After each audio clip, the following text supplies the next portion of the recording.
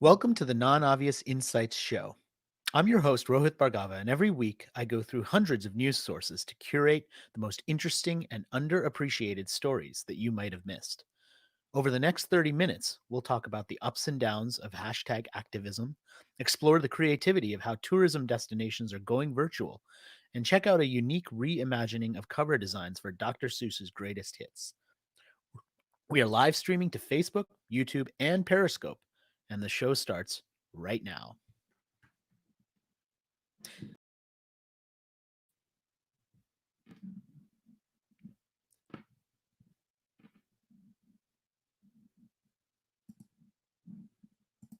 Happy Thursday, Non Obvious Nation, and welcome to the Non Obvious Insights Show. I have a lot of thoughts today.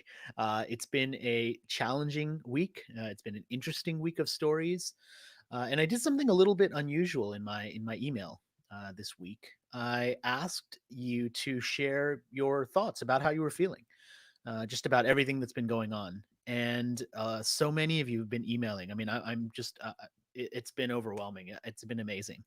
I probably should have asked for this earlier, but I really appreciate all of you, and I appreciate all of the thoughts. And it's I thought a lot about what I was going to write this week, just because of how different the week started to where it has become, where it's come now. I remember on the weekend we had this amazing moment of just like hope and inspiration because the boys and I and Chubby were watching the rocket launch and putting astronauts into space. And I mean, just watching people go into space is like one of the most inspiring things you can see.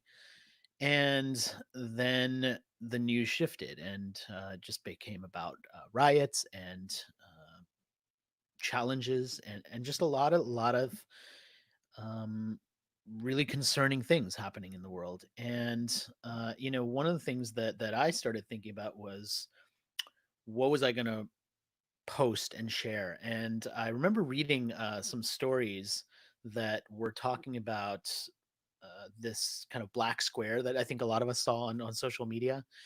And I posted the black square, and almost immediately afterwards, I kind of thought, well, is that enough? Like, is that just an example of what I've seen called in the marketplace like hashtag activism, and the idea that we post something on social media and we feel good about ourselves and we feel like we're done. And I didn't want to do that, and I started reading a bunch of stories, and actually the lead story this week is one that really captured my attention because it was about whether we might be doing the wrong thing when we're sharing some of these stories and these black squares, because we're pushing down all the other important information that people are sharing about the Black Lives Matter movement or about things that are actually happening in the world. And um and that was kind of the first theme of the stories that I started sharing and what I wanted to share with you this week. And it's what I wrote about because I thought, well, we need to do more than that. We need to do better. And so beyond those first stories, and the first one was kind of, your black square on Instagram isn't helping. That was what the story was about, and it was a great example of just rethinking what we're doing and why we're doing it. And it got me thinking that, am I doing what the most that I could be doing, basically? And I started reading more, and I tend to, just as a reaction to a lot of these things, I tend to move forward into just thinking about what else I could be doing, what else I could be sharing. And one of the things that it led me to do is really go back over this catalog of books and things that I had read in the recent past, and think about what else had I shared, and what else had I read that I could maybe share with you. And one of the things I did is I created a store on bookshop.org, which is a platform that I've been talking about for several weeks now, uh, that I love for multiple reasons. I mean, one is because you can just easily create your own shops, but also because it supports independent booksellers, and that's a big, big thing for me, just as an author and as a publisher. But these were some of the books that I thought were worth sharing and worth recommending, because many of them I have either read or are on my to read list. So I haven't read all of these. but the ones that I have read have really gotten me to think about just identity and race and the sorts of things that I think we're all finding ourselves challenged to think about, and to think about our role in whether we're doing enough to speak up for people who need us to speak up for them, or whether we're having the right conversations with our kids about this. And I don't have the answers to those things, but I think that the more informed we can get about those points of view, the better. And it's great if you have friends and family and people in your life who can bring that outside perspective to you. And I feel like I'm lucky because I have so many of you who are reading who come from a very different background than me, and I will get to all of your emails that you've shared with me. I promise. I just couldn't do it before the show. Uh, but if you don't have the chance to do that, you can still capture some of those opinions and get some of that insight through books. And I think that's such an important thing to do. And so I wanted to share some of the books that I just thought really got me to think, and I highly recommend them. And one of the things I tweeted about actually this week that I found a lot of hope in was that the top 5 best-selling books on Amazon right now that are mostly sold out are all about race, bias, this topic. So people do seem to be going as a reaction to what's happening right now, and just choosing to read books, or at least choosing to buy books. I mean, hopefully they read them, but at least they're buying them. And I found a lot of hope in that. That made me feel better. And maybe it'll do the same thing for you. So anyway, this shop was kind of something that I created to help with that. And I shared some thoughts there. And I hope that you do share your thoughts with me. So feel free to, as I said, we're live streaming right now. So leave a comment. Let me know what you're thinking, what you're feeling. I want to hear about those. We're going to talk about this in the show. But also, if you don't feel like posting on social media and you don't want to do it there, email me directly.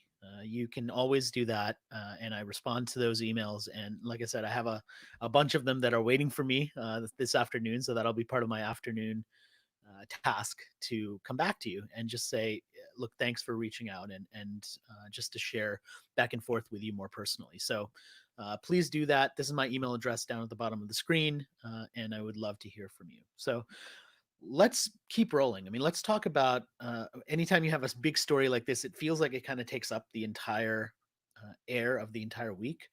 But there were a lot of other interesting stories too, and I want to share some of those as well, and I want to talk to you about some of those too. So let's keep rolling. And the format of the show, many of you know who've been watching or who get my email every week, is that I'm curating the most interesting stories of the week. And to me, curation is really this task of figuring out what to put on display, much like a museum curator would, right? They're deciding what to put on display and what to hide, or what to maybe show later, I guess is a better way of thinking about it.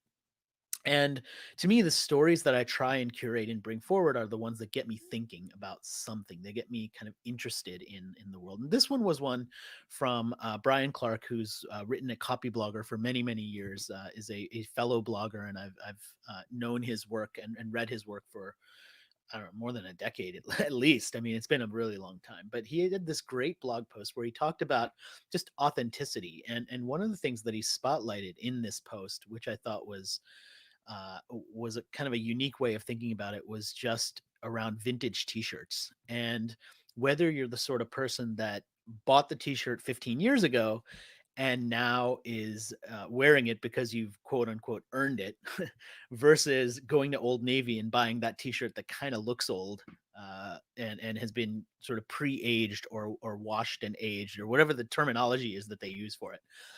And it was an interesting idea because I put this together. A lot of times, what I do as part of this curation is I'll find a story and I'll find a relationship between that story and another story. And in this case, the other story that kind of completed the picture for me was this move by Facebook that they announced to have a new feature where you can go back in your history and easily delete a bunch of different posts, either from a situation that you were in or something that you went to where you don't want that up on Facebook anymore, or if you have broken up with someone and you want to kind of scrub them from your history. And it was an interesting statement that they made, that we need something like this, that we want this type of tool to curate our presence is what the article said. This would allow people to do, and it together with Brian's post just about authenticity and fake authenticity and what's real about our personalities, it sort of created this unique idea for me of what are we saying about ourselves when we do go into social media and when we do share some of these topics, and is it the story that we want to share, and maybe most importantly, is the person that I want to share right now, the me that I want to share right now, the same me that I'll be proud to share 10 years from now? And if it isn't, then should I be able to just go back and erase it? Right? Because I can't do that in real life, right? I mean, the conversations I'm having now are the conversations that I had, and people will make their judgments about me, or have their interactions with me based on who I am now. But maybe on social media, we can kind of go and scrub that, and shift our digital legacy, as it's being called, to be something different. And it just raised a lot of questions for me about whether that's a good thing. Certainly, we would want. I mean, I'm sure that lots of people will find this tool and say, "Oh, this is amazing. This is perfect. This is exactly what I need." Uh, but is it authentic? Eh, I don't know. That was one of the things that I kind of struggled with, right, as I read this. Um, as I thought about kind of these stories, one of the other ones that captured my attention, the next story here, is all about the World Economic Forum, which, if you're familiar with that event, is probably one of the most elite events in the world in terms of who gets to go. World leaders go there. There's a credentialing process involved in order to be able to go, as there are with many of these really, really high end events. And they had a somewhat surprising announcement, I think, that this week, that they were going to open up 2021 so anybody could participate in parts of it. And when an event that big and that exclusive does something like that, it creates a bit of a shockwave. And I think that this will create that sort of shockwave in the world of events. So whether you spend time at events, you're in the events business, you're a speaker like me who goes and previous to the pandemic was speaking physically at a lot of events and now has been doing a lot of virtual events. This is a big deal because it points to a future of events where maybe the exclusivity of it is only for a certain part of it. And there's a broader audience that can participate in it, maybe virtually, maybe in person in some other part of it.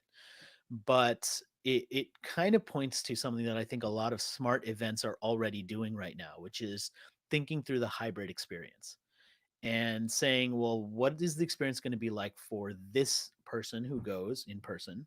What is it going to be like for somebody who participates virtually? What's it going to be like for somebody who maybe buys access to the event on demand later on? And those are all different models. And I think that as the events business itself starts to reinvent itself, we're going to see more of those types of experiments. We're going to see more examples of this kind of twin summit, what they called the World Economic Forum. So this was just a really interesting story from that point of view.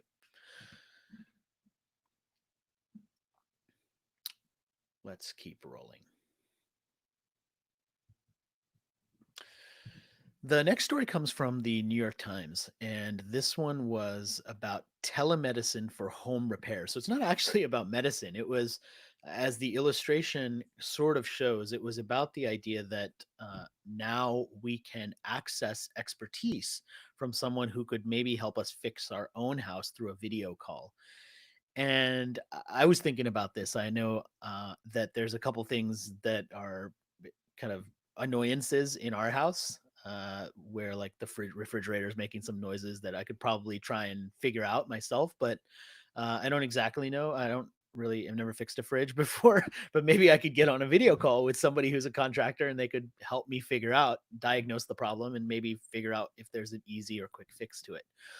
And it struck me that this model of providing expertise without actually going somewhere is a big opportunity for many people, because sometimes the value of the expertise is much more important than the ability to actually fix it. If someone could tell me exactly what was wrong and help me figure out what part to order, or swap something out, maybe I could do it myself. And there were a number of platforms actually mentioned in this article that I thought were interesting because they pointed to this idea that maybe this is a whole sector, not just for contractors, but maybe this is like a whole category where people will be able to kind of get things done on their own with a little bit of advice from somebody who's on a video call and available for them. And I thought that was just an interesting story. So we are live streaming right now, whether you're watching on Facebook, YouTube. Just a reminder that this is the Non-Obvious Insights Show.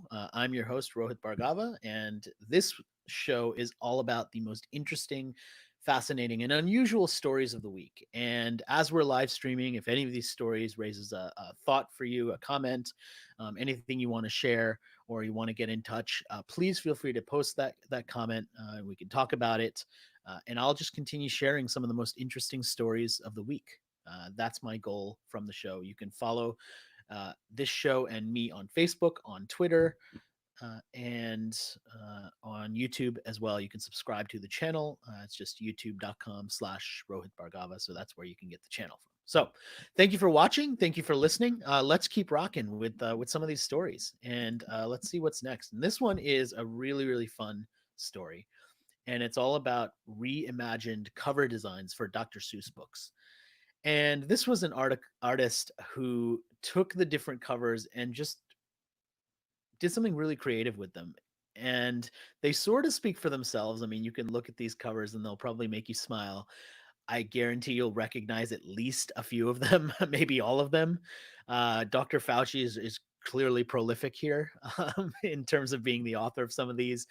But I just thought it was a fun, lighthearted response to what's happening right now. And I think a great example of what creative people will do to bring this to life. And so I want to make sure and give a full credit to the artist. I don't recall his name, but as many of you know, we put the show notes into the show.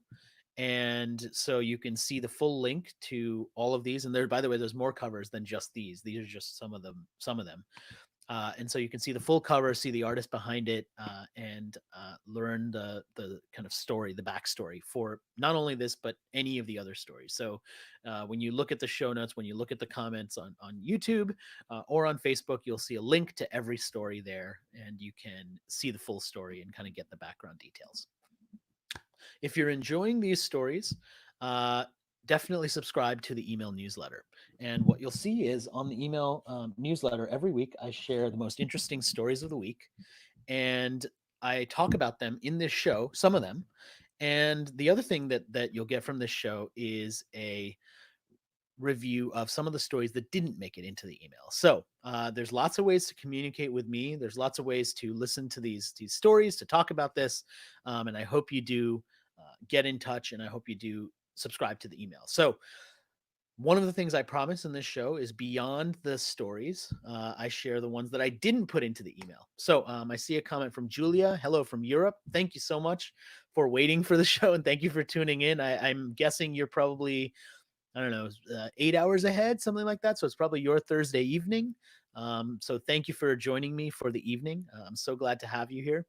I see a comment. It says Facebook user, which is a curiously anonymous tag. And the reason why that happens, by the way, is I'm using a platform here called StreamYard. And it's really cool because it allows us to do a lot of these overlays. And my amazing wife Chubby is kind of controlling the production of the show. But if you don't allow StreamYard access to Facebook and you're in the group, then uh, your name doesn't show up. So all I see is Facebook user, and I can just imagine who you are, but your name won't show up. So if you want your name to show up, you can grant permission to that. If you're okay with Facebook user, I'm okay with it too. It's just a little more anonymous. But thank you for the comments. Thank you for watching. Thank you for listening. I really appreciate your attention as always. And let's rock with a couple more stories. And this one was, I almost put this one into the email because it was just so interesting. It was the women of Ukraine's railroads working in these little houses. And essentially, their roles are to provide hand signals for the trains and for traffic. And you might think, well, why does anybody need this? Like, why does anybody have this?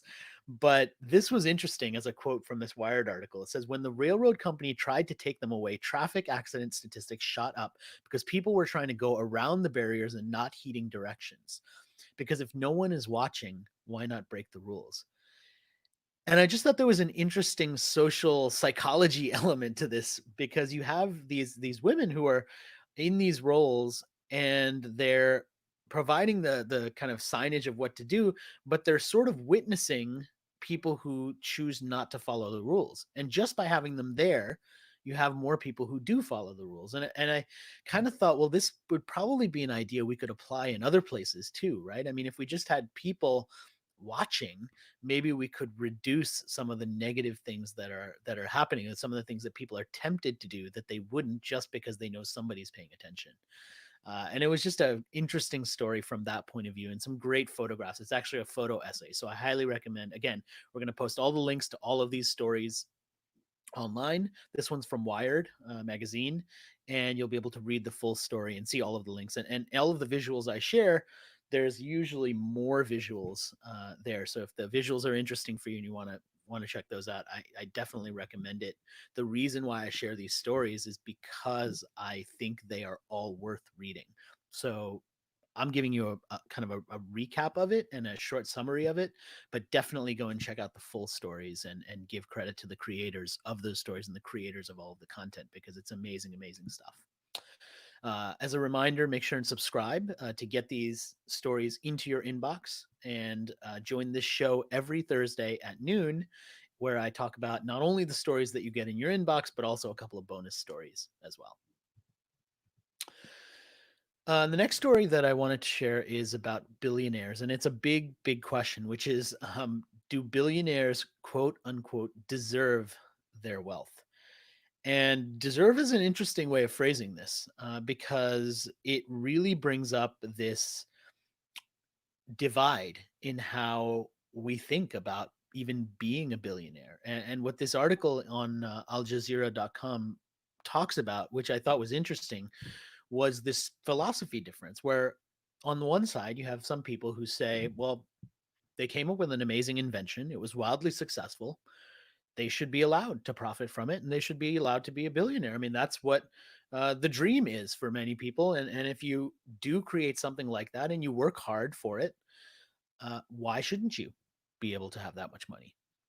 The flip side of that argument is, there's no human that needs to be a billionaire. No one person needs that much money.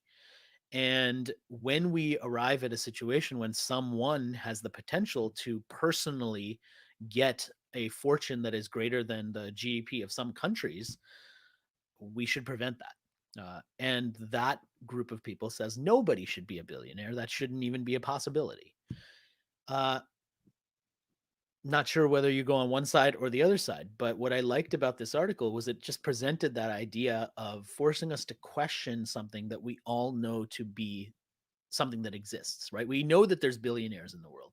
We know that there's people who have amazing amounts of money that are just so much money that it's impossible to even imagine what they would do with it. And many of them have decided that they're going to give away a ton of it, right? The billionaires pledge, and all of those sorts of things. So there are examples of people who've said, we're still going to give away a lot of it. But the question remains, which is, should they even be allowed to make that much money in the first place? And if they're not, then who would decide or police that, or take it away from them, right? I mean, big, big questions all packaged up into this one kind of central question, which is, do billionaires deserve their wealth? Sometimes there are stories that raise these big sorts of questions, and they capture my attention, and they kind of get me to think, and I like that. I mean, I think that I find that really, really interesting, because it forces us to imagine a reality where maybe we don't have those billionaires, maybe we don't have people like that. Let's see. The next story that I wanted to share with you is about tourism, and there's a couple of interesting tourism related stories, and by the way, these have some really fun videos that I definitely recommend you watch. because they're bringing virtual tourism to life in a couple of different ways. So this lead story here is about the Faroe Islands that has real-time digital tours where they have this controller, and the video shows that literally somebody's wearing one of these sort of video cameras on their head, and you're controlling how they move. So you ask them to move forward, you ask them to move backward, and then the button on the right is a jump button. And when you press the jump button, they'll actually jump. And it's a real life person. And it was just a fun way to bring people into this place that is now relatively empty because they just don't have the tourists that they typically have. And they did say in the video that they wouldn't do anything to endanger themselves. So just in case you're thinking of making them like jump off of something, like they won't do that. But shame on you for thinking that. But it was a kind of a fun campaign, and there was another campaign that I also found from Stylus, which is a great source for many of these interesting stories, where Singapore welcomed tourists into Nintendo's Animal Crossing. And what was interesting about this was not just that they created a branded experience to talk about Sentosa Island, which is a part of Singapore's tourism experience, that it's a really, really cool place, but that they restricted the number of people who could go into there at a certain time, which was this really smart choice to create this sense of scarcity of that experience, which probably is what it's like also now when they'll start to reopen some of these things and allow a certain number of people to go. Like Disney World, I read was reopening, but only to certain numbers of people. So they're capping the numbers of people to try and create some social distancing. And I just thought it was like an interesting example of bringing that to life, and lots of really, really great stories like this in virtual tourism that I think are worth watching. So that was our final story of the week. And this has been the Non Obvious Insights Show. I really appreciate you jumping in and listening to these stories. If you want to get them into your inbox or you want to read a written version of many of these stories, definitely subscribe to my weekly email, which is at nonobvious.com/subscribe. And you'll get the email into your inbox every Thursday. If any of these stories sparked any ideas for you, or if you want to just talk about them or have a chat, you can email me directly, and I will get back to you and we can connect virtually. And I am so happy to have you as part of our non obvious nation, as we call it. If you want to have a discussion with like minded people who talk about these stories, you can join our Facebook group, which is called Non Obvious Nation. You can just put in like a message there, and we'll approve you to join that group. Thank you, thank you, thank you for being part of our community, for caring about non obvious ideas, for being a non obvious thinker, and for joining me on this show.